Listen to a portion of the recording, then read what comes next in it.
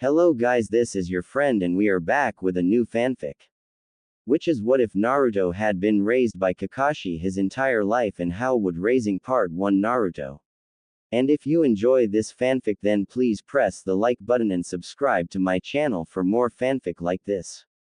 And now let's start the fanfic. It was October 10th and it would forever be known as the darkest day in the history of the ninja village of the Hidden Leaf. It was the day the dreaded nine-tailed fox demon attacked their land and their village. It was a huge monster. Its red chakra could be seen and felt by people over a mile away.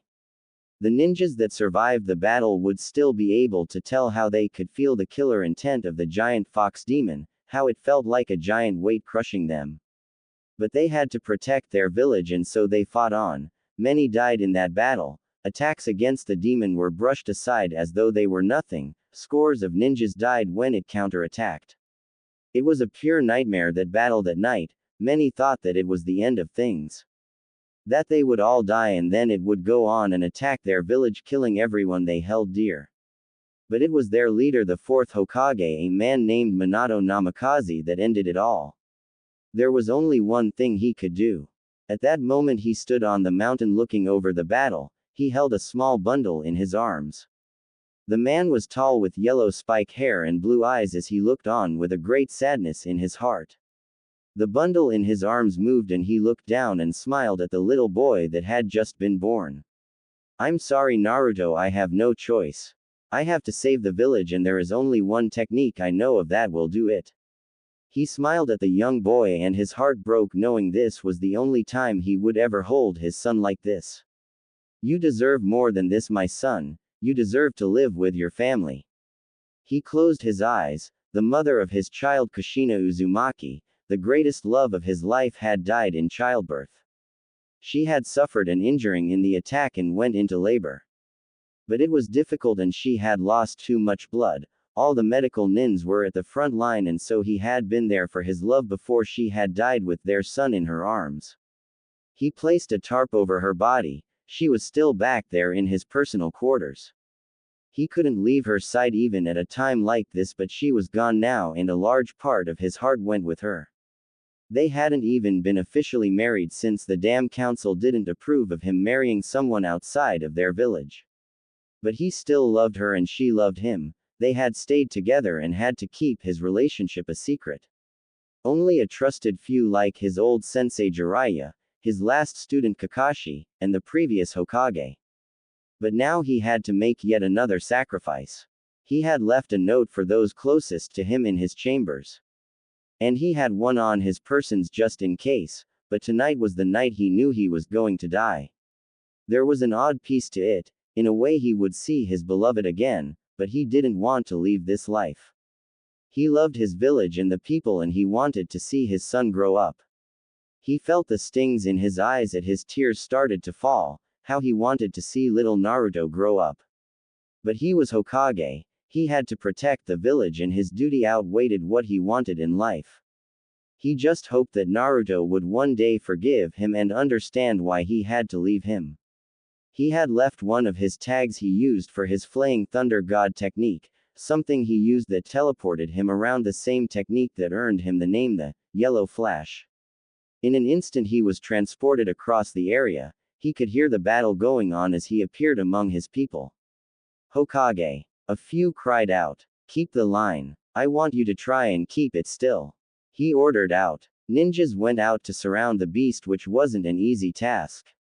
He felt the presence of an old friend behind him. "So finally here, how is she?" He turned to see the toad sage Jiraiya there. He had arrived just in time to help things out. Next to him he could see Sarutobi with him. Even though retired as Hokage, the old man was still here in his black and gray battle armor fighting as well. There was no surprise in that, but they saw the look on the young man's face and both older men felt that something horrible happened. "She's gone." It was the only thing he could say to them. Both men felt sorrow for him. They knew just how much he loved her and how much pain he had to be in. Then he surprised them both by smiling a little and turned to show them the bundle. "This is my son, Naruto." Sarutobi gave a small smile at the sight of the young boy. He already could see that the boy looked like his father. But Jiraiya frowned. He knew his student well and he knew that something was wrong. Tell me, why did you bring your infant child here? What do you have planned? The Hokage smiled, although there was no humor in it. I knew you'd figured out I had something planned, old perv. There is a way to save the day, but I need my son's help. He reached into his clothing and pulled out a sealed letter. Please come and find us when it's over, and you'll find another in my chamber. There is one of my son when he's old enough that I want him to read. Also tell Kakashi I'm sorry. He's lost so much and I hate for him to lose another precious person in his life. Jiraiya took the note with hard eyes. He knew what the boy had planned, or at least an idea. He didn't want him to go. Hell, he was an inch from beating the hell out of him and forcing him not to go. But before he could object, he was gone thanks to that damn technique of his. The older man looked at the letter and felt his sensei next to him. He looked at the older man's face and he could see that he knew as well. I hate this, was the only thing the Toad Sage could say. So do I, Sarutobi said to his old student. He wished Tsunade was here as well, but she had left the village and he wasn't sure where she was these days. It was only luck that Jiraiya had been wandering close enough to get here. Now he was seeing that young man go out there, and for the last time. If the night had been raining, it would have set the dark mood perfectly. Later, Kakashi Hatake was a very young man and yet had already reached the level of Jonin. He had a large white hair that always seemed to stand up, defying gravity. He was sitting with his back to a tree, breathing hard. Not long ago the demon had been defeated. It was said that the fourth had arrived and somehow defeated it. He smiled at the thought of his sensei being able to defeat such a monster. He looked around with his one eye over the carnage. Bodies were everywhere. People cried out in pain, some as they were dying. Medical nins were doing their best, but there were just so many people injured and dying. Kakashi himself felt a few blows, nothing lethal, but he needed some rest. He wished he could block out the sounds though. He felt a split lip under his mask too. He sighed at that. It was one of the problems of always wearing a mask. He didn't have to, of course, but it was just his style. Hell, no one knew what he looked like since he had worn one as far back as people could remember. He looked again with his eye that wasn't covered by his headband over the field. There would be many people that would lose their precious people today. It reminded him of his own losses, his father who committed suicide to atone for his dishonor, his mother, and worse, his friends. First Obito, who died on his first mission in the war. He had lost his eye on that mission and Obito had asked Rin, their medic, to implant one of his into Kakashi. Then not long after, Rin was lost to him as well. It just seemed that everyone he loved or cared for was taken from him in life.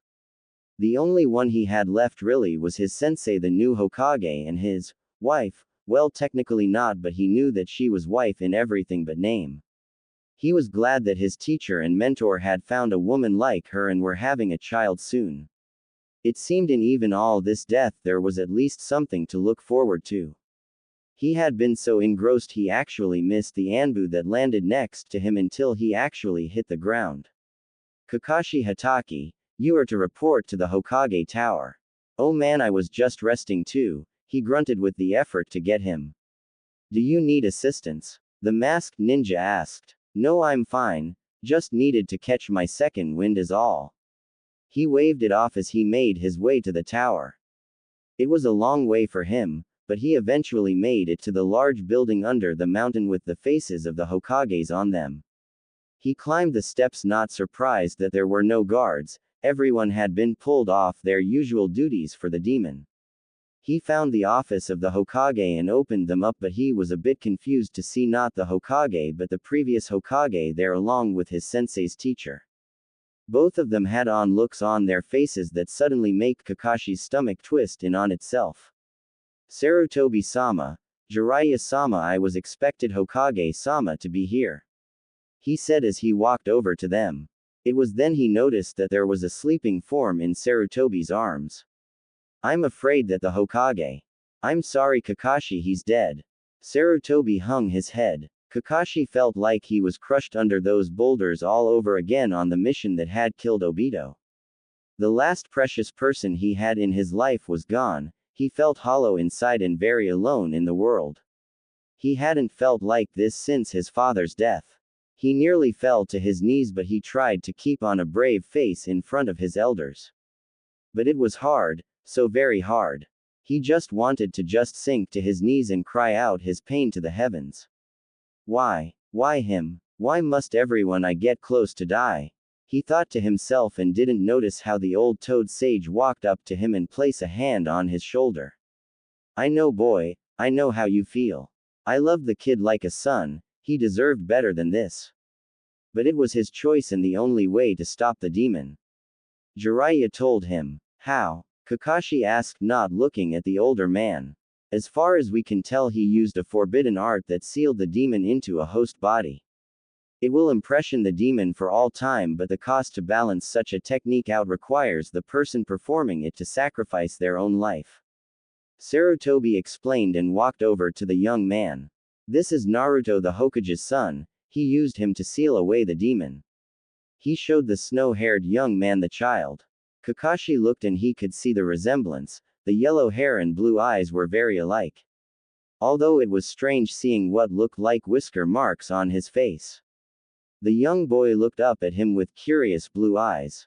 Kakashi actually grinned a bit. His teacher would have been a great father and he knew that the man had been looking forward to this. But what of? He trailed off asking about the mother, but the looks he got told him all that he needed.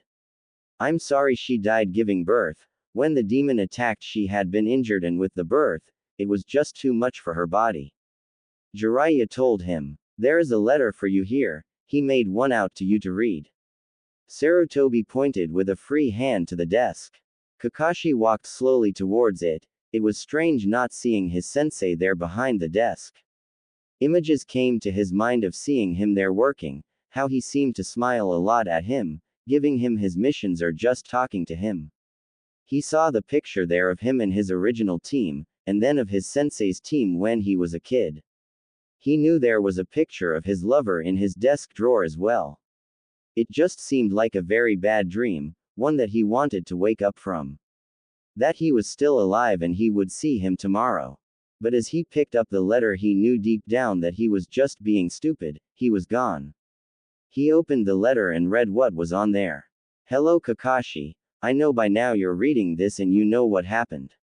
I'm sorry to leave you. I know you've lost so much in your life and I wish I didn't have to.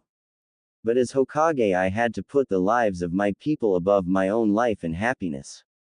There is so much I could tell you. You were always the brightest student I had, and I know you'll do me and the village proud. In fact, I'm already very proud of you. You were like a son to me, just like how Obito and Rin were like my own children. When we lost them, I felt like I had failed as a teacher. I was always afraid that I would lose you next, but it seems that you'll outlive me after all. Sorry, stupid to make a joke here, but I had to do something to lighten the mood, right? Kakashi, I want you to know that I'll always watch over you, but I want you to do me a favor. Please, I trust you to keep an eye on my son Naruto. He'll have a large burden placed on him as the jailer for the demon, and I wanted him to be seen as a hero for his duty. Please watch over him from time to time. I think I can rest peacefully knowing that you will keep an eye out for him. I have to go, I can see that fox is already near the walls. Please live well, my student. Kakashi read it over a few times, trying to memorize each word into his mind. By the end, he felt the tears fall from his uncovered eye. He hung his head as he closed his eye, trying to not break down at the moment. Meanwhile, Sarutobi and Jiraiya were talking about what to do with Naruto. I'm not sure about this. Jiraiya said to his old mentor. I mean, you honestly want to tell the entire village that this boy holds the demon in his gut? He asked him. It was his wish, and he is the son of the Hokage. He said to his student. Look, I know you have faith in people and all, but look at what just happened out there. I honestly don't think people will react well to this. Hell, they might see the child as only a monster to be killed. The Toad Sage. I do have faith in the people of this village. Like you did with Orochimaru. Jiraiya said coldly. Sarutobi's head came back as if he had been visibly struck. Then he cast his look down and Jiraiya knew he hit the right place to prove his point. Hell Orochimaru had been his teammate as a kid, he had been the genius, Tsunade the woman who was known as revolutionizing the medical ninja corps, and himself. Well, not the most well-known, he pulled his own weight as a master of seals. He had never really liked Orochimaru, and when he went bad it was no surprise to him, although he still felt betrayed. That bastard had experimented on his own people, the people he swore to protect, and when Sarutobi went after him, he had let him go in a moment of weakness. Sarutobi himself knew of that failure. He had honestly not seen the signs, although they had been there. He had seen how angry he had been when he hadn't named Orochimaru as Hokage after him. But he never thought that his own student would go to such evil lengths. Looking down at the child, he wondered if he was making another misjudgment. He should be put in a safe place. His father had lots of enemies and they would love nothing more than to kill his son. Maybe put him into an orphanage. With all the death out there, it could be easy to say that his parents were killed in the battle. Lord knows how man orphans were made today anyway. Jiraiya muttered to himself. No. Both men turned to see Kakashi looking at them. They had forgotten that the boy had been there the entire time. I'll take him in. Jiraiya was the first to object. What? Kid, you're still a kid yourself, you can't possible. I will, Kakashi said in an even tone. He is my sensei's son. He asked me to look out for him. He gave me so much in life, this is the least I can do to honor him. Kakashi meant his words. The little boy was the last living link to his sensei, someone who had been the only father figure in his life after his father's death. Looking after his son was the least he could do to honor the man, and besides, the thought of the Hokage's son living in some orphanage was not something he could bear. The boy deserved more than that, he was sure of it. Kid, this won't be easy, plus with taking care of him, how will you deal when you have to go on missions? Jiraiya asked him, crossing his arms. I'll do what I can, and I could leave him in the care of certain services if I need to take missions for cash, but I've saved up a lot besides what I have in my family holdings as well. The young man said. You really going to let this kid go through with this? Jiraiya asked the old Hokage. He looked down at the child who had fallen asleep, and then to the young man. He knew all too well of Kakashi's life story, and he was surprised the young man would take up such a responsibility. But maybe it would be better than just an orphanage for the young boy. There would already be too many children without parents tonight. Perhaps I could use you on the Anbu teams. I'll need more to fill in spots for at least a few years. It will keep you close, and although they don't have the pay for our S-class missions, they will afford you a bit of an easier time. Until that is Naruto is a bit older and you can go back to going out on missions. Sarutobi also knew that Kakashi was well on his way to Anbu anyway, but this would help in both matters. With so many of their own dead, their village would need more security in case other villages wanted to take advantage of it. Jiraiya gave a small grunt. No one was sure if he was for or against it, but it seemed like Kakashi wouldn't move on the subject. You truly do want to do this? Then you can try, but remember, this might be a lot more difficult than any ninja missions.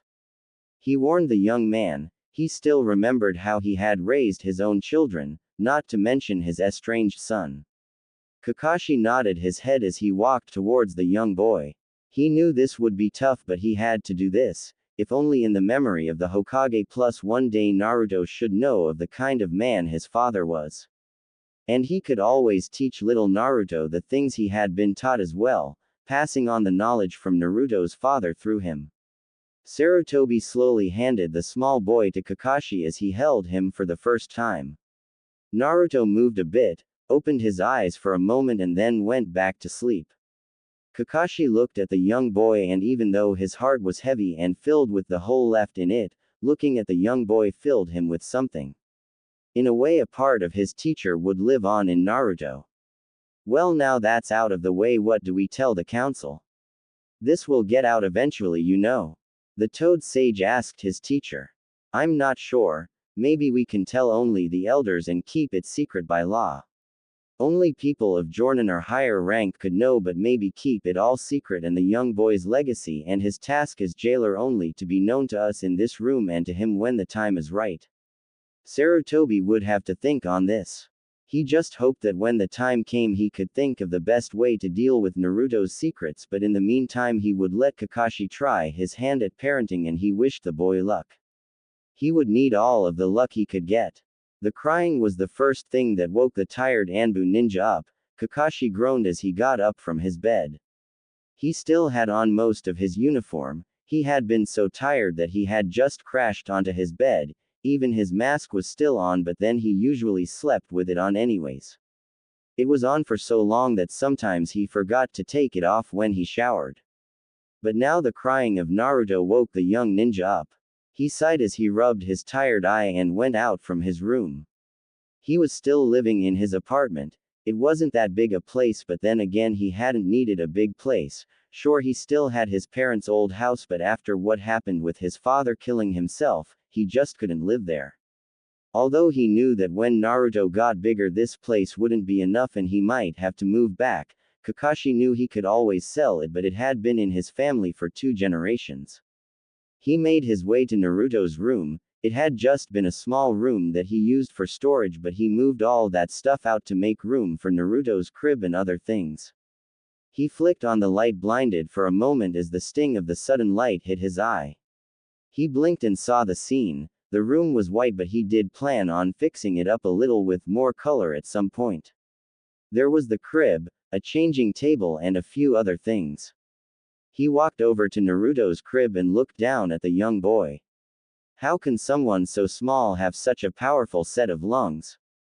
He asked himself as he picked up the crying infant.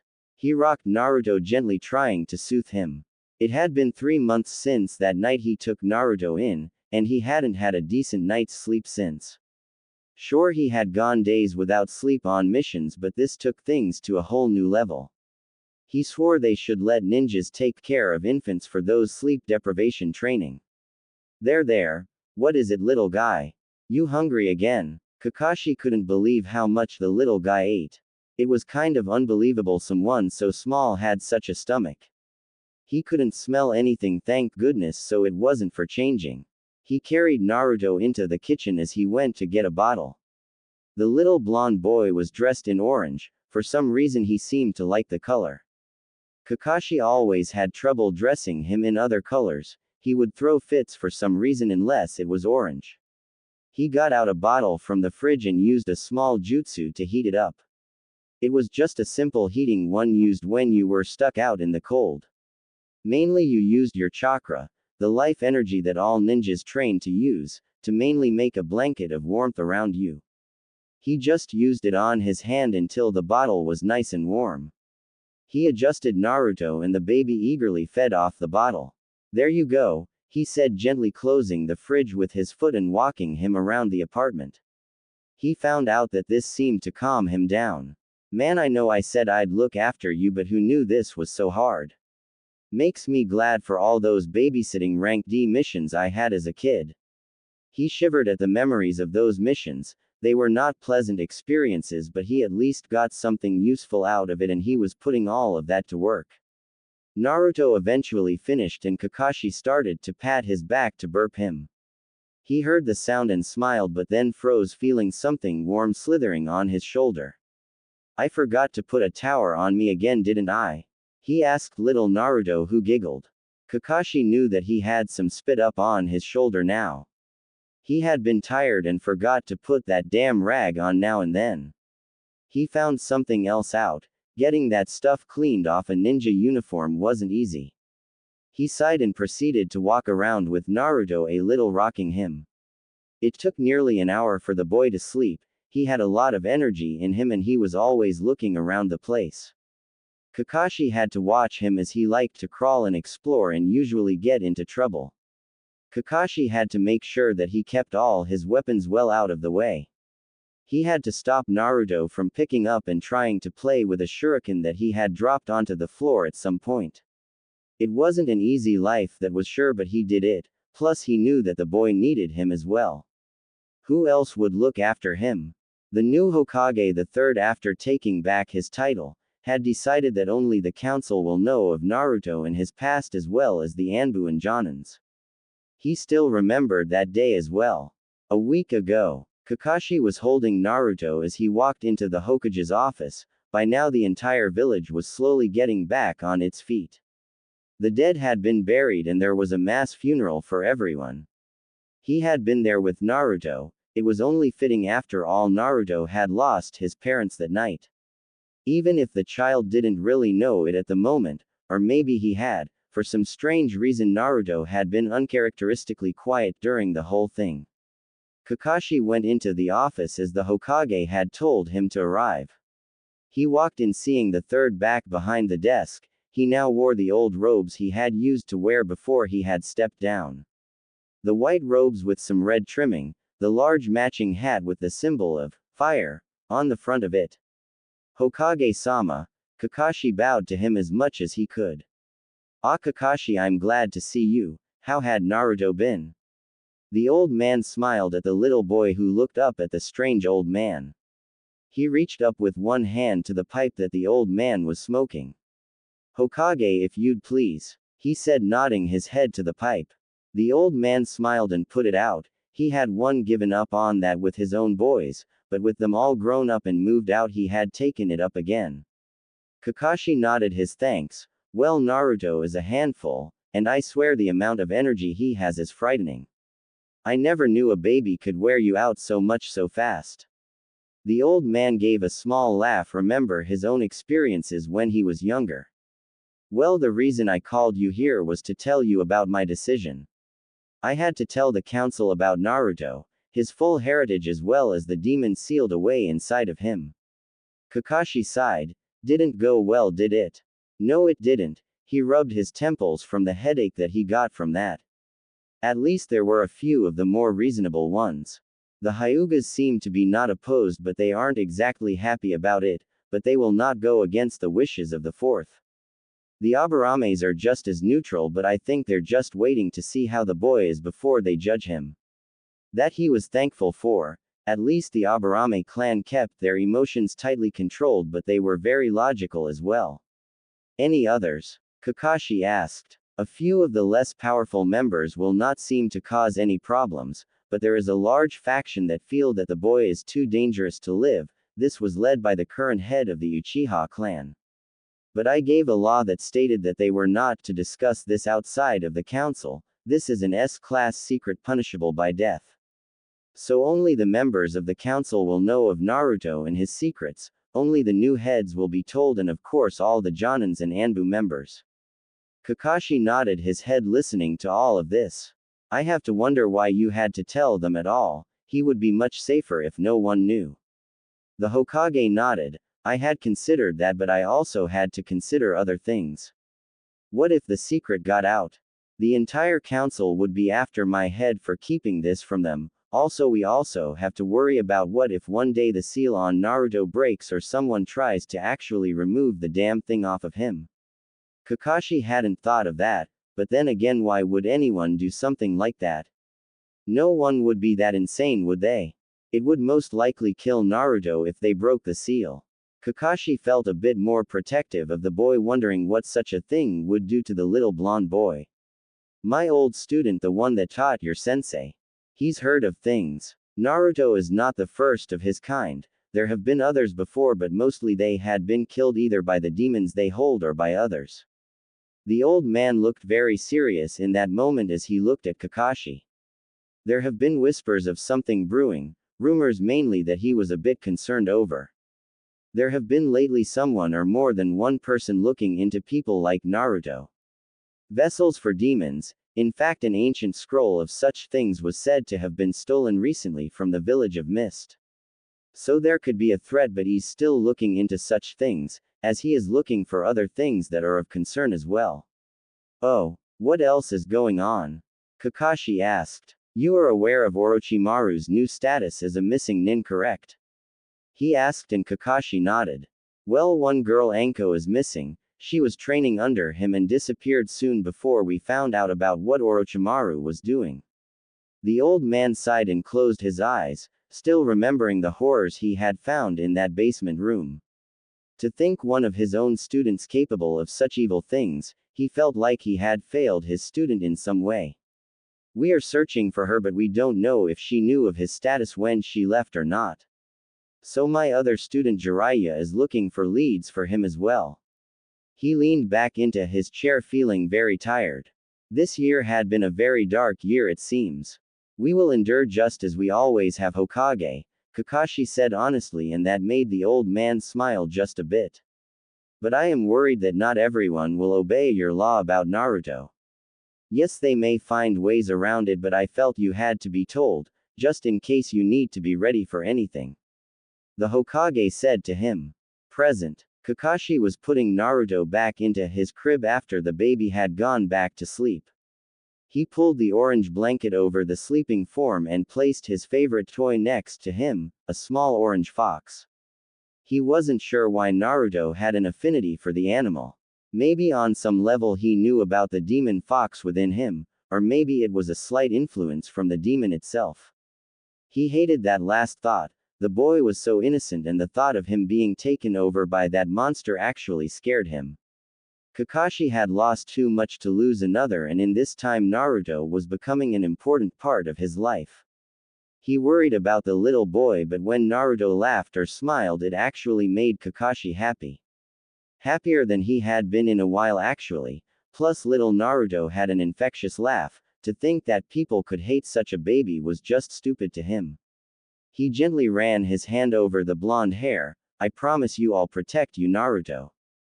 Across the city, over in another district of the city, in a large area known as the Uchiha district, in the center of it was the main Uchiha home. This was where the main branch of the family resided. It was a very large estate on par only with that of the Hyugas, who were also the rivals of the Uchiha. In the main house, in one of the larger rooms lit by candles, sat many members of the council. At the head of the table was the leader of the Uchihas, Fugaku Uchiha. So we are all in agreement then? The head of the Uchihas asked those around him. He was a tall and powerful looking man. He didn't show emotion and looked to be the type to demand perfection from everyone around him, especially of his clan. He had gathered those that knew that the Hokage was a fool to allow the vessel of the demon to live on. It didn't matter if it was the will of the fourth to keep the boy alive, or even if he was his son. Personally, Fugaku never really thought much of the fourth Hokage anyway. He had seen that man before he became the legendary Yellow Flash, and he wasn't impressed with him then. So I was little consequence to him if the son of the last Hokage were killed or not. Although we can't take direct action, that doesn't mean that we can take overt actions. He looked at the faces around him. All had eyes of hatred in them. All of them had lost someone precious to them to the demon's attack, and it was a powerful motivation. What can we do then, Fugaku-sama? One of the men asked. We can't make it obvious, or else the Hokage would send the Anbu after whoever was behind things. Another said. Yes, we need someone to take the fall. Another agreed. Yes, we need to find someone with no affiliation that will kill the boy without hesitation, and if possible take their own life to prevent them from talking if captured. Fugaku said. But the problem is finding someone like that, plus with his new father around, it will make things even more hard. Yes, everyone knows of Kakashi. He even has your blood limit, the Sharingan. One of the men stated. Fugaku slammed his hand hard into the table. Never speak of that in my presence. The fact that fool of a friend of his gave him the pride of my clan shames us all. To think that someone outside my clan uses the Sharingan is an everlasting insult to me. If that fool Obito was still alive, I'd kill him myself for what he did. But you raise a fine point. Kakashi is not to be taken lightly, and now he's an Anbu himself, so that makes things even more complicated. What do we do then? One of them asked. We wait. We find someone that we can use against the boy, but we also might have to wait until the boy is older. Kakashi is only an ANBU to stay close to the boy, but once he's old enough, I know that Kakashi would go back into the field. He's that kind of ninja, and he'll take on missions that will have him leave the village, and then we can easily strike at the demon boy. Fugaku said to them all. We shouldn't wait. He should be killed now. Someone spoke up. You fool, there is another reason to wait. He snapped at the man. The more time that goes by, the more relaxed security will be around the boy. Plus any accident that can happen to him would be more plausible. If something were to happen too soon, the Hokage would know that it had been set up to kill the boy. No, we wait for the time is right and then we will strike. Soon after that the meeting was over, but the leader of the Uchiha clan waited patiently. Then a door slid open and a young boy of about 5 with dark hair and matching eyes walked in. He held an impassive face just like the man across from him. What are your thoughts to this, Itachi? He asked the young man. I think it is wise to wait, father. He said calmly to his father. Although personally he didn't see the point in all of this just to kill a little boy. It was beneath his family to hide in the shadows like this and plot such a thing. They were the most powerful clan and here they were acting like some weak and pathetic group of cowards. It sickened him to think that his proud clan would be reduced to such a state, but he showed nothing of this. His father nodded his head. I want you to keep an eye out in the ninja ranks for anyone we can use. Most likely when someone is given the level of Jonin and learns of the boy's true nature, we will find who we need. Itachi bowed his head. As you wish, father, but if you don't mind, I need to prepare. I have a test tomorrow and I wish to be ready for it. His father nodded his head and Itachi bowed as he left the room. He walked through the large mansion and heard the crying of his little brother. He passed an open door and saw his mother there picking up the newborn and trying to soothe him. Itachi knew that his father had rarely seen his little brother. That actually bothered him a little. He knew that his father saw that the firstborn son was the pride and future of the clan, but that was not necessary to ignore another. His little brother was an Uchiha after all, and he held hope that his little brother would prove to be strong like himself.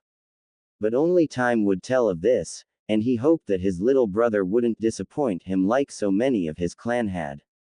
He moved on silently as his thoughts turned back into his clan. He knew his clan was supposed to be the most powerful in the village and he was the pride of their clan, but the truth was he felt he was nowhere near his limit. He trained and pushed himself to new levels and always tried to reach the next level. His power with the Sharingan was matched with no one, and yet he still had not obtained its full power. He knew that there were untold of levels of strength and power for him, but he just needed to be shown how to get it. He gave a mental sigh as he got ready. He put those thoughts aside as he thought about his test in school. Although he didn't know why bother, he was the best in his class after all. No one was even close to where he was in his skill or intelligence, just as it should be since he was an Uchiha. But still there was no challenge for him there at the school, no one to push him to his limits or beyond. He needed to become the strongest there was in the clan, maybe even the world, but he was not finding anything to help him reach that goal here. Everyone praised him for his hard work, but he never saw it as truly hard. He wanted a way to surpass everyone and everything, to be a true ninja. He wasn't sure how, but he was sure one day he will find his way to becoming the most powerful ninja in the world, and when he found out how to obtain the full power of his Sharingan, no one would stop him. Kakashi was sleeping in his bed when his alarm went off. He groaned and slammed a hand onto the evil device as he pushed the covers away. He yawned and reached for his mask, putting it on and getting up. He looked at the time and groaned. It was one of the things he hated about being an Anbu captain, and that was getting up early for team meetings and reports.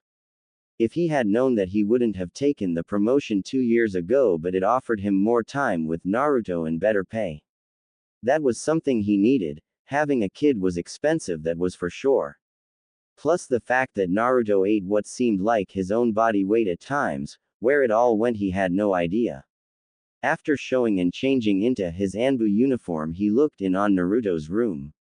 It had changed over the years. Gone now was the crib and other baby things. Now the room held a toy box, a bed and a nightstand with a lamp and clock next to it. There was a small shelf of books that he used to teach Naruto to read, but mainly for him to read to Naruto at night. It was strange how in the past 4 years he felt less and less like a guardian and more like a father. He had few memories of his own father, and the fourth was the next best thing he had. so he had been playing it mostly by ear.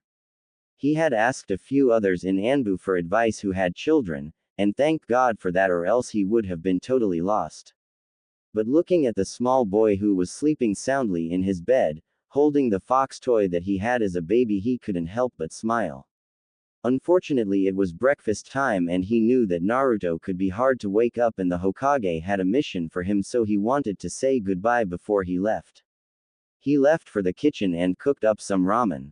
It was odd how Naruto loved the stuff. He had the same love for it as Kakashi had for his Ika Ika, which he kept locked up so Naruto would never find them even if he was still learning to read. After the ramen was finished, he sat down and then took a breath. "Naruto, the ramen is ready," he called out. He raised a hand and ticked off 5 seconds with each finger. As soon as he made a fist meaning 0, Naruto burst into the room and jumped onto the chair, wide awake and still in his orange PJs. "Cool. Thanks, Daddy," he said, smiling happily as he dug into his food. Kakashi smiled behind his mask. Naruto had been calling him Daddy since he could talk, and in truth he liked it. Although Daddy had been his second word, his first was ramen, which he said for an entire day non-stop. So no wonder he loved that food. He watched as Naruto just inhaled his meal. "Naruto, I got to go to work today. You think you'll be okay for a bit? I have to arrange for someone to look after you before I leave," he told him. "'Kay Daddy, is it going to be Iruka again?" he asked. "We'll see, Naruto. Now finish up and wash up, okay?" The young genin named Iruka had taken care of Naruto a few times, but at the moment he wasn't sure. The Chunin exams were coming up and Iruka was going training since he was going to enter this year. It was nice, but he was one of the few people he trusted with Naruto. Over the years he had been aware of certain things when Naruto was alone out on the streets. Like potted plants would fall and he just managed to pull him out of the way of them, or a cart that just happened to lose control nearly crashing into him. One night he had known someone had snuck into his home, and looking around he found a few black widow spiders in Naruto's crib. They were random and spaced out, but he knew that someone or someones were targeting Naruto. He told the Hokage, of course, but the only thing he could do without evidence was to increase Anbu patrols around Naruto just in case. This of course lessened the accidents, but still they would happen. Some, even Kakashi, weren't sure if they were just accidents or if he was just getting paranoid. After making sure Naruto would be okay for at least a few hours, he realized that he was running a bit late. He guessed he wouldn't be able to visit the memorial this morning again, so he just would when he got back. It was the least he could do to honor the memory of those that he cared for after all. He put on his Anbu mask, that of a wolf, and made his way to the Hokage's office. He found the man at his desk trying to once more at battle with his arch-nemesis, the dreaded paperwork. He smirked behind his mask, both of them actually, since he still had on his regular one under that. Well, 3 if you counted the other mask under his usual one he sometimes wore. "Hey, sorry I'm late, Hokage-sama. An old lady needed help crossing the street," he said, taking off the wolf mask. The old man gave a grunt trying to hide his smirk. Hitaki always seemed to have an excuse. "Well, now that you're finally here, I have a mission for you and your squad. Tell me you remember Anko, right?" "Oh yeah, the girl Kai's team found," Kakashi said as he remembered her. She had been taken by Orochimaru a few years ago and after about a year turned up alone on a beach. She had been starving and dehydrated. In fact, if the Anbu team hadn't found her, she might have died after a few more days. She had been taken care of, but her memories had a lot of holes in them. She sometimes got flashes now and then of something, but nothing much beyond that. He also knew of her mark, the dark seal that Orochimaru put on her. Kakashi was learning about seals lately, and all Anbu were told of the seals and to keep an eye out for anyone else that had them. "How is she doing these days?" he asked him. "Pretty good," he gave a small smile. "That first year back was really hard on her, but she's turning out to be a great Chunin. In fact, don't be surprised if in a year or so she makes Jonin. But she's also remembered something lately. She had another of her flashes, and I've been trying to help her remember." She thinks she remembers an area where Orochimaru might be or is. So you'll be taking her along to see if you can find anything. Kakashi nodded. Got it, but there is one other thing that I need help with.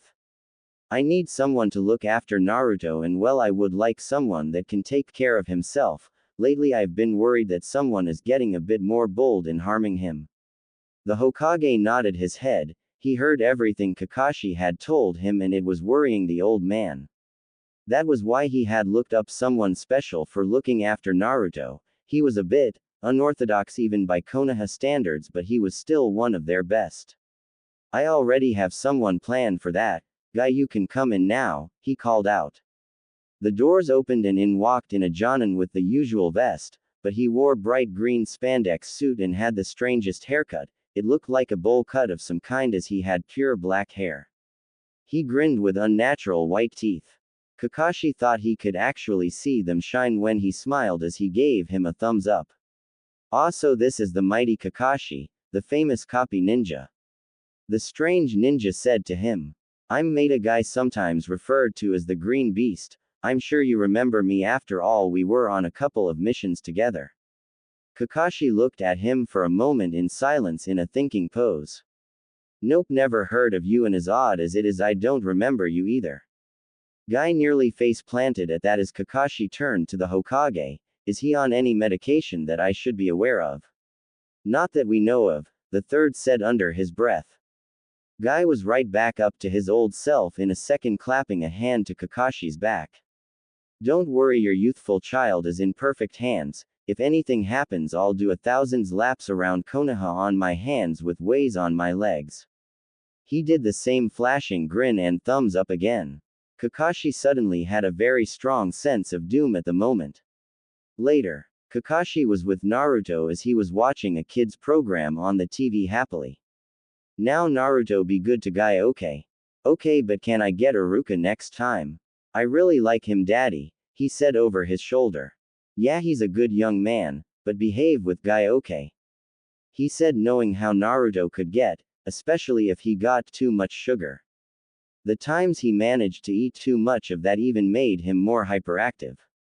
It was insane how such a little boy could get that hyper. He swore with all that energy he could run up and down the Hokage monument several times before getting tired. Daddy, how long will you be gone? Naruto asked, a little worried. He hated it when his dad had to leave. He knew it was his job and all, but he didn't like it. His dad always knew what to do.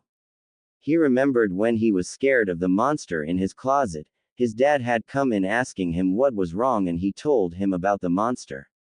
The next thing Naruto knew, his father threw several kunai into the closet in the blink of an eye. There now, Naruto, if the monster is still in there he's not happy, and if he comes back just remember any monster that wants to harm you has to get through me first. After that Naruto slept peacefully in his room, not afraid of any monster because he knew his daddy would protect him. So he always worried that something might happen when his dad was gone, but then again his dad was strong and brave and he wanted to be just like him. Kakashi thought about it. I'm not sure, but I promise I'll hurry, okay? Okay, daddy. He smiled broadly at his dad and Kakashi couldn't help but smile back.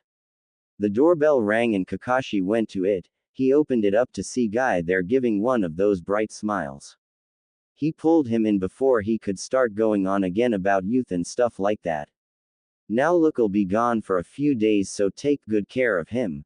There's a list of things you should know on the fridge, and careful not to give him too much sugar, and you do remember what you were told about Naruto and what to watch out for, right? Guy nodded, getting a bit more serious at that last part. He knew that certain people weren't too happy with Naruto and that anyone could be after him.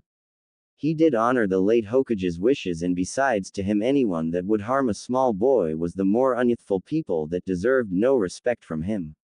No worries, Kakashi, I'll see to his safety and you can trust me. He flashed his grin and gave the thumbs up.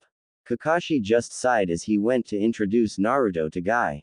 Outside his apartment, however, two shadowy figures were looming across the street. Both wore cloaks that hide the ninja garb under their vestments. They were a couple of missing outlaw ninjas that had turned from their village. They had been hired to sneak into this village to assassinate of all things a young boy. Even among missing nins, some still had some standards, but these two were not one of them. What do you think, Ichigo? His partner asked. I think we should wait until Kakashi leaves Renji, he said to him. There was no way that they wanted to fight Sharingan Kakashi. When they were told who was protecting the boy, they found out the reason why they were being paid so much.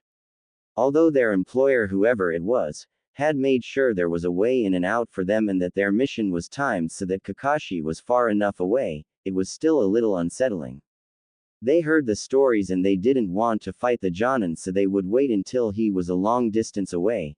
That way, if they were found out, at least they had a good head start in getting the hell out of there.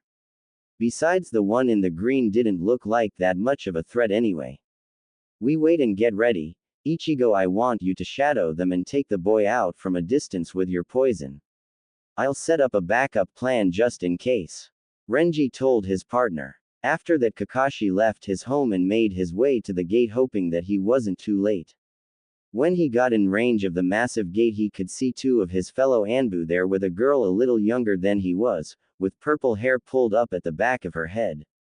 She was pretty looking, although the scowl on her face and how she looked a bit pissed sent him a few warning bells about her. Damn it, where the hell is he? I thought Anbu were supposed to be the elite ninjas of this city, and you'd think your captain would be on time for once, Anko said, taping her foot. Unfortunately, he's has trouble with the time apparently, one of the Anbu said. He knew all too well that their captain was always late. It was a running joke that Kakashi would be late for his own funeral one day. She then noticed an Anbu walking up towards them. She guessed this was the one they were waiting for. Sorry about that, I got lost on the road to life, he simply said to them all. Anko raised an eyebrow. Lost on the road of life? What the hell does that even mean? You got a lot of nerve, buddy, she growled out, getting into his face. The least you could do is show up on damn time, and I don't care if you are an Anbu, I'd still kick your. Duly noted, Kakashi said in a bored tone, although he could feel the killer intent from the young woman. He made a mental note not to piss her off any further, or he'd have to see just how good she really was. Fine then, let's go before I forget anything important, she said, and Kakashi noticed the slightly more serious and darker look on her face.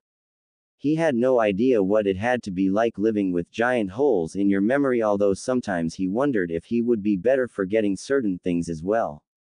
Hitaki residence. Guy was one of the strongest ninjas there was. He had the patience of a mountain, strong like an oak tree. He had seen hundreds of battles, seen a lot in his young life, but at the moment he was wondering if he could handle such a thing as a hyperactive 4-year-old. Hey, why do you wear green? Why is your hair like that? What are those big things over your eyes? Do you know my daddy? He's the strongest and bestest there is, and I'm going to be just like him. Are you strong? Can you show me? Can you, mister? What was your name again, mister? All of this within seconds came from young Naruto. Guy had to admit the flames of youth in this boy was like a blazing inferno. He had never seen a child with so much potential energy. Oh Kakashi, you have a fine boy. The flames burn brightly in him. I hope to one day I too will find a boy with flames that match him. He would make the perfect student. He grinned at the boy, and Naruto was surprised by how shiny the tall man's teeth were. I'm made a Guy, little Naruto-kun, but you can call me Guy, he said to him. Okay. Naruto grinned at the tall man. So Naruto, what do you want to do? Play ninja. Naruto suddenly ran off, leaving Guy to search for him. For such a small child he was fast, and Guy went into Naruto's room but couldn't see him anywhere. Guy was surprised that he could hide so fast, but then again he knew the home better than he did. Guy went around searching the room. He opened the closet but only saw a mess in there. Nothing but what looked like a pile of laundry that hadn't been cleaned yet. Guy sighed at such a sight. He would have thought Kakashi would have taught young Naruto better than that. He shook his head and went searching for the young boy. He looked in a toy chest with no luck. Then he knelt down to check under the bed. That was when his sense of danger hit him. Like all experienced ninjas, they had learned to trust their gut when someone was watching or about to attack. He heard the feet running and turned just in time to catch the little blonde boy as he jumped at the man. He launched himself into Guy's chest as he caught the giggling boy. "I got ya!" he shouted out, and Guy looked across, seeing the disturbed pile of clothing. He smirked, knowing now that the boy had used that to hide himself. Guy had to admit the boy showed some talent, at least for surprises. He got up and placed Naruto on the ground as the young boy gave him a huge fox-like smile. Guy couldn't help but like the kid. He was full of the fires of youth. "Well, my youthful young man, what happens now that you got me?" Guy asked. "It's your turn to hide now. Then prepare yourself." Guy decided to show off a bit and threw down a smoke bomb. Naruto looked with wide eyes as the smoke cleared and Guy was gone. Then he grinned as he started running around looking for him. He ran out of the room and Guy, who was on the ceiling, smiled down at him. He was using his chakra to stick himself to the ceiling, and when Naruto left, simply and silently landed. He turned around, going into a thinking pose, as he thought about Naruto. He had heard how the great Kakashi had taken in the child, and he had to admit he had been surprised. He never pictured Kakashi as the family type. But he seemed to be doing a good job, although Naruto could be a bit more tidy, but maybe he was expecting a bit much from a 4-year-old. He wondered what Naruto would be like when he started his training. That was when he felt a small body wrap around his leg. "Got ya again." He looked down, surprised at the boy had come back so quickly. "How did you?" "Daddy uses the trick too, mister." He smiled up at Guy, and the older man just had to laugh. They continued to play for a bit until Naruto got a little tired. While taking a nap, Guy went over the list that Kakashi left. It was kind of simple, usually the do's and don'ts, although what was underlined in red was, "Don't feed him sugar." In big bold letters. Guy was wondering if Kakashi was being a hen mother or just trying to warm him. He heard the sounds of small footsteps and saw little Naruto rubbing his eye with a yawn. Then he heard the young boy's stomach growl.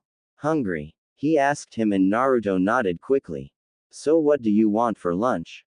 "Ramen," he yelled out happily. "Okay, but it's a good day out. We shouldn't waste it inside all the time. How about we go outside?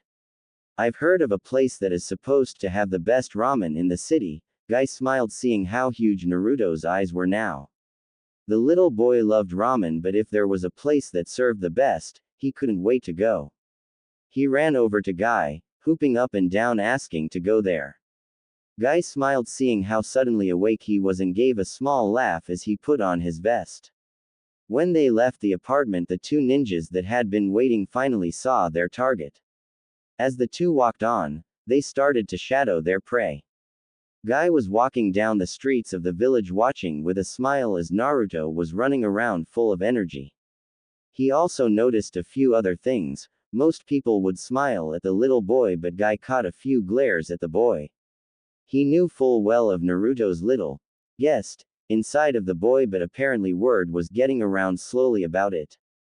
Guy honestly couldn't see why you could hate such a child, but maybe the few of the elders on the council that had spoken of Naruto could have embellished certain details.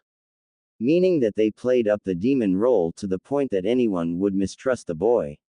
Even he had heard rumors of things such as a demon child that was around. They never mentioned Naruto by name, but there were things such as the child having whisker marks.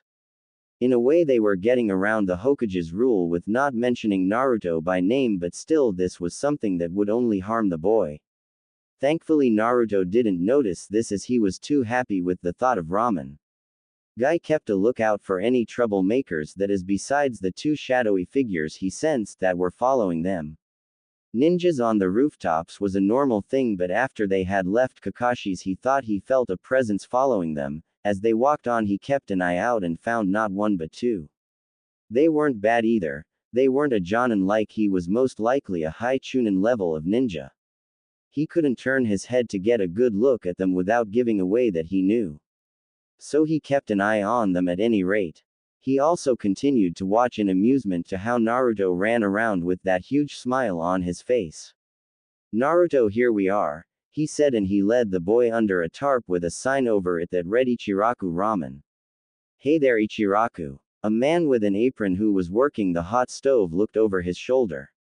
"Ah, guy, what are you doing here this fine day? And who is the little one?" he asked, looking at Naruto.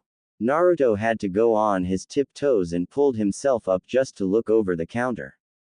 He could smell ramen from here and he looked like a predator ready to eat its prey at all the ramen. Guy smiled and ruffled his hair. "This is Naruto Hatake, and I'm taking care of him while his father is on a mission. And he seems to like ramen and you make the best in the city." "You got that right," he said with pride. "Dad, where is that extra stack of noodles?" Ayame, the young teenage daughter, walked in. "I think under the counter, dear." "Okay." Then she turned to see a small blonde boy trying to get onto the stool. He obviously was having trouble. "Ah, who's the little cutie?" Guy picked up Naruto and placed him on the stool. "Naruto," he said happily, wondering where his ramen was. "He's so cute," she gushed at the little boy. He had these cute little marks and these beautiful blue eyes. She couldn't remember ever seeing anyone with eyes like his before. "So what do you want, little man?" "Ramen, please." "What kind?" she asked. Naruto thought about it. He wasn't sure he liked all types of ramen. Well, not vegetarian for some reason. So he crossed his arms looking deep in thought, then he suddenly got an idea. "All of it." Guy laughed and gave them an order. While all this was going on, he felt that chakra of the ninja behind them. The partner didn't seem to be there, so this could be the perfect time to see who was shadowing them. "Naruto, I have to check on something. I'll be right back, so be good, okay?" Naruto went back to waiting for his ramen. The little boy was almost bouncing in his seat in anticipation. Guy had to smile at the little boy's actions and went outside. Up on the building, one of the ninjas were already lining up a shot. Ichigo took out a long tube that he had hidden under his cloak and pulled out a dart. There was enough poison on the dart to kill an elephant, more than enough to take out a small boy within a second. He waited for the boy to finish. The damn flaps were in the way, so he'd have to wait until the boy was out from the cover. "I wonder what's so special about him. Oh well, most likely just someone wanting to settle a score against Kakashi," he muttered to himself. He was thankful that the other guy left just for some reason. He watched and waited. Dynamic entry. Dynamic WHOW. Ichigo turned to the sound of the strange battle cry to get a foot planted into his face. He was surprised by the hit as it sent him flying through the air. He bounced a few times over the roof and nearly went over the edge. He quickly managed to stop himself and frantically pulled himself up, his heart racing from his near-fatal fall. He looked up to see that strange green ninja standing there. "What the hell? I figured you were up to no good," Guy said with a more serious look on his face. The ninja had lost the hood and he could see the young man with blue spiky hair and gray eyes. He didn't know the ninja from the bingo books, so he must either be new or just not that good. "You knew." Ichigo couldn't believe that he had been found out. He figured he had shadowed the two of them perfectly. "Of course I am Guy Maeda, the green beast of Konoha. The power of youth burns in me with the intensity of 1,000 suns." He struck out a pose. Ichigo's sweat dropped at this. "This is the guy that got the drop on me. Renji will never let me live this down." Ichigo stood up. "Okay then, weirdo, take this." They threw out a few kunai and the guy just vanished. What the? Was that just an illusion? A powerful blow to the back of his head told him otherwise. Once more he was sent flying and landed hard on the road. He looked to see the green ninja was behind him. He honestly didn't know how he had managed that, but he formed a few hand seals. Water technique. Rapid fire. Out of his mouth many small but fast-moving pieces of water shot out at Guy. The water shots were formed into blades and Guy noticed that when one hit the roof it actually cut into it. He knew that water at super pressure would cut through things like a blade, and so he quickly dodged the shots. His speed was so fast that Ichigo could barely even follow, and when the attack ended Guy was right in front of him, and landed a blow to his gut that felt like a sledgehammer hit him. He felt ribs break and fell to the ground holding his chest, gasping for air. Guy lifted him up to face him. "Now then, who sent you to attack Naruto-kun?" D don't know his name, was through AM middle man. Oh god, I think my lung is punctured. He managed to get out. Screaming was heard and Guy left the man there. He wasn't going anywhere, and if he was, it wouldn't be far anyway. He caught sight of another ninja running off with Naruto. Damn, so there was the other one. I sense. He felt foolish for forgetting the other one. If anything happened to Naruto, he would never forgive himself, plus he was sure Kakashi would kill him. Naruto didn't know what had happened. One moment he was eating another bowl, his fourth, of the best ramen he ever had, when some strange and scary ninja grabbed him. He tried to struggle, but the man was too big and strong and his grip was hurting him. Damn brat, this was supposed to be an easy gig and now I may have just lost my partner. Well, more money for me, but I'm going to skin you alive for the trouble you've caused as soon as I lose the other guy. He said in a deep and cold voice. Naruto had never been so scared in his life. He wanted his daddy to be here, he always protected him, and Naruto started to cry.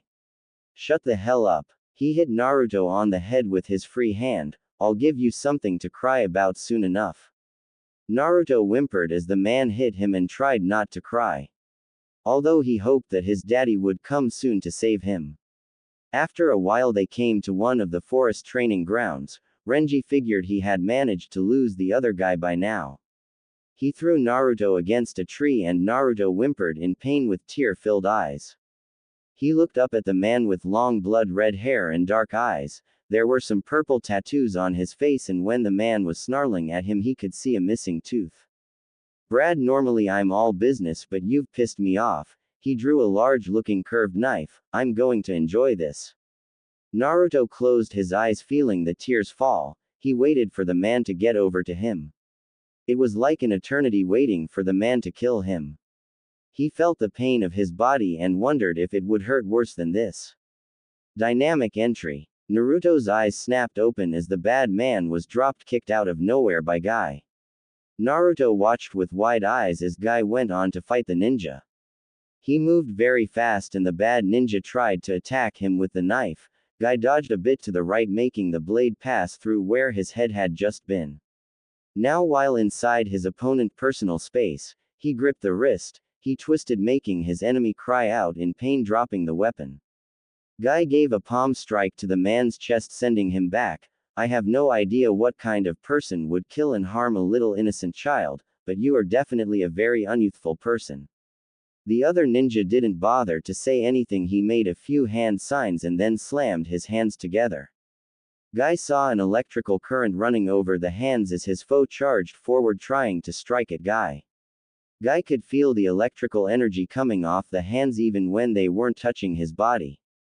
He could feel the hairs on his body stand up, and he knew that getting hit by just one of those wouldn't be a good thing for him.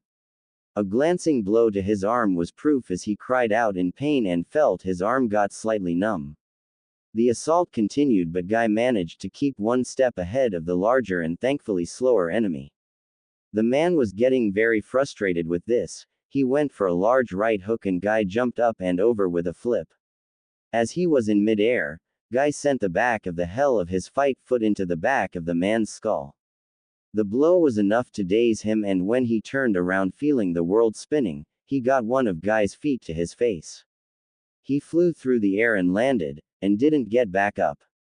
Naruto had watched it all with wide childlike eyes. He had never actually seen ninjas battle before, and he had to admit, he thought Guy had to be almost as strong as his dad.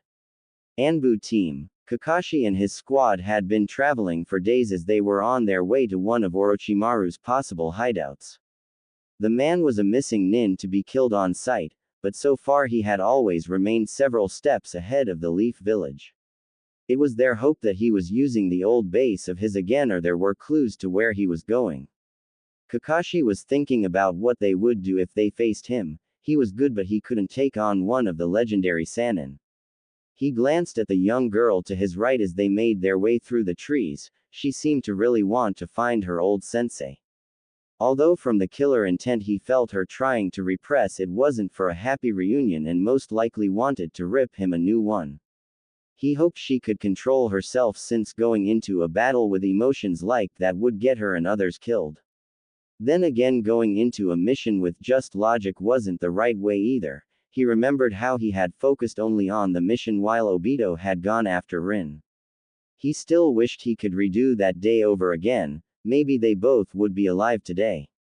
Kakashi pushed those thoughts away. They were on a mission and he had to keep focus. After a bit, Kakashi stopped. I think we traveled far enough. I think we need to rest for a bit. The others looked a bit winded, although Anko looked like she wanted to keep on going. We can be there in a few more hours, she told him. Yes, but it's getting dark and I don't want to travel into a possible enemy stronghold at night, with who knows what traps along the way. Besides, we're tired, hungry, and we're not at 100%, he told her in his usual lazy tone. She seemed like she wanted to argue the point, but she seemed to take a moment and jumped down from the tree, still pissed but seemed to relent. He looked at his two other members of his team. Women, huh? He said as a joke. The other two shook their heads and jumped down. They set up a small camp with everyone taking turns at watch. Kakashi took the first watch as he pulled off his mask and sat down on a stone resting. He looked up the stars and his thoughts turned to Naruto and hoping that guy was taking good care of him. Because if he didn't, he was going to use his Sharingan on the green ninja. He sighed and pulled out his favorite orange book and started to read it. It was hard to find time and places to read his favorite series with Naruto around. About an hour into his watch, he heard some moaning and then a small gasp. He looked at the tents and after a bit Anko came out looking like she had a rough night, and from the looks and sounds of it, a nightmare too. He also was surprised to see her hair down. She looked more feminine like that, more soft in a way. Or it might be the lost look on her face as she sat down across the fire staring into it. Can't sleep, huh? He said, not looking up from his book. She just shrugged and muttered something he didn't hear. He thought about what could cause the girl nightmares, but given their lives, it was part of the job. It's bad enough living with it when we're awake, but it's when we fall asleep, the point we let our guards down and want nothing but peace, that it seems to attack, he said. She looked at him confused. What? Our kind of life is a hard one. We see a lot and experience more than most. When we're awake, we try and bury what has harmed us, but when we're asleep, that's when it can attack us at any time. She gave a small grunt looking at the strange Anbu. She was trying to figure this guy out. He didn't look much older than she was, although she was wondering why he was wearing that black mask when he wore that wolf one. Plus his forehead protector was covering one of his eyes, but from the small scar she saw, Anko figured he might be missing an eye. I don't need anyone's pity, she told him sternly. Wasn't offering. Then what? Understanding. That threw her for a bit. She had seen the looks about her when she first got back. She hated pity. She wasn't some weak little girl and hated it when people acted like she was around her. What would you know about anything? She muttered. I know loss and loneliness. She cast him a look. How so? Kakashi sighed, trying to concentrate on his book, but the memories that were coming up weren't easy. I lost my parents when I was young. My father killed himself in shame. My only two friends are dead. My sensei, who was like a father to me, is dead. All my precious people are gone except for one, and I don't ever want to lose him. Anko didn't know what to say to that. Her parents had died when she was young on missions. She really didn't have many friends. Although this Kurenai woman she had been teamed up with for her Chunin exam was nice and the only person she kept in touch with. But by the sounds of it, this guy had a rough life. Maybe that was why he hid his face from the world. So who is this person? My son, he told her. You got a kid, but you don't look that much older than I do, she said, shocked. Adopted. He lost his parents the night the Nine Tails attacked. I know what it's like to grow up alone, so I took him in. At first I was more like a guardian, but over the years, I think of him more like my own son now. Kakashi meant the words. Naruto was the most precious person in the world to him, he had no doubt about it. Anko didn't know what else to say, so she just looked into the fire. After a moment she looked at him reading one of those adult books that she had heard about. She was surprised he was reading that. Please tell me you don't keep those in your home, she smirked, pointing at the book. It's perfectly good literature. He ignored her snort at that comment. Besides, I lock them up so he never finds them. Anko actually broke a small smile at that. You're a strange one. You know I don't even know your name. Kakashi, he said, looking at her with a small smile. Normally Anbu don't just throw out their names, kind of defeats the purpose of the masks, but he didn't mind. The name registered in Anko's mind as her eyes widened. She knew only on ninja named Kakashi that was said to hide his face from the world, and by the fact he was covering one of his eyes only led to one conclusion: Sharingan Kakashi, the copy nin. He sighed at that. He really didn't like having a large reputation. It wasn't ego, it was just the way people acted around him because of it. He had enough of that as a child, being the son of the White Fang, as a kid. Odd how no one even remembered that old name these days, they just focused on what he had done. It nearly made him laugh too. As a kid he vowed to get out of his father's shadow, and he had. Barely anyone remembered the White Fang, which kind of hurt. He loved his father, and although many thought of the end of his father's life was a big disgrace, he deserved better than to be forgotten. Anko meanwhile shook her head as she looked up into the night sky. So here she was with the famous copy nin of their village. She had heard how some younger kunoichi talk about him, or maybe swoon over him. Everyone wondered what was under that mask, and others thought he was so mysterious and tried to figure him out. It nearly made Anko laugh at how here she was with him and had most likely just learned more about him than any of those so-called fangirls learned in years. She looked at the man, trying to wonder how he was raising a son all his own. Since he never mentioned a woman in his life, she guessed he was single. At least that was something those girls would be pleased to hear. Hell, even Kurenai had gossiped about him a few times. At any rate, when she got back she could have some fun with this. There was all kinds of women that would pay to learn anything about him. She smiled, her nightmare forgotten, and then she frowned, glancing at him. Did he plan on making her better? He just sat there reading one of those books, looking dead to the world. She figured he didn't plan anything and decided to try and get some more sleep. Kakashi, however, watched her from the corner of his eye and smiled. He was glad that he could help her out. There was just something about her, that pain of being totally alone in life, that made him want to help her. Maybe because it was Naruto that helped to fill the void in his life, so he wanted to help others who had that same pain. At any rate, he went back to his book. It was getting to a good point and he wanted to finish before his shift ended. Konoha. Naruto was back in bed. He was still scared to death from that morning, but he was better now that Guy was looking after him. He was holding Mr. Foxy, his favorite toy, the orange fox, in a death grip to his chest. Guy was there in the doorway looking at the young boy. He had been so full of life that morning, and looking at him now was depressing. The two ninjas had been captured and sent to interrogation, although he bet that whoever was behind this was already covering their tracks. If the middle man was still alive, he wouldn't be much longer. That person was a loose thread. But this had been the first out in the open assassination attempt of Naruto. Whoever was behind this was getting bolder. Guy felt like he personally wanted to punch the man or men behind this until they couldn't be identified. He had only known Naruto for a day, and yet he liked the boy, and looking at him now made him sad and angry. Normally he let things slide, never one to let things bother him that much, but at times like these, they were the exception. He walked into the room and sat down next to Naruto. Are you okay? When is Daddy coming back? He asked him. Not until a few more days or more. He saw how Naruto held his toy even closer. But don't worry, I'm here. No one will harm you as long as Guy Maeda is protecting you, Naruto-kun. I promise you this, or I'll do 5,000 push-ups with lead weights on my back. The young boy looked up at him. Can you really do that? Of course. He flashed a grin at him. Cool. You must be almost as strong as Daddy. Well, I like to think I can rival him. I may be even stronger. My daddy is the strongest ninja there is. Well, technically the Hokage is the strongest ninja in the village. You mean the old man with the robes and funny hat? Naruto had seen him a few times, in fact he visited Naruto a couple of times a month.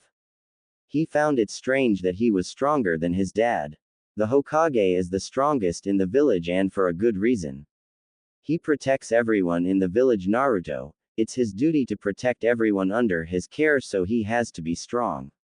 Naruto thought about that. He wanted to be as strong as his dad, he wanted to be able to be a great ninja as well.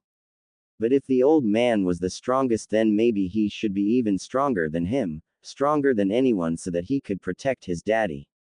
He knew that his dad went off on dangerous missions all the time and he always worried, but if he was stronger then he could look out for his dad. Little did anyone know that night Naruto made a new decision in life that would shape his future and the rest of Konoha. Guy ruffled his hair. Get some sleep, Naruto, I'll be right here. Naruto nodded his head, feeling a bit better. Thanks, Unka Guy. Guy smiled at that. He gave a small laugh as Naruto tried to get some sleep, walking to the doorway. Unka Guy, I like da. He smirked to himself.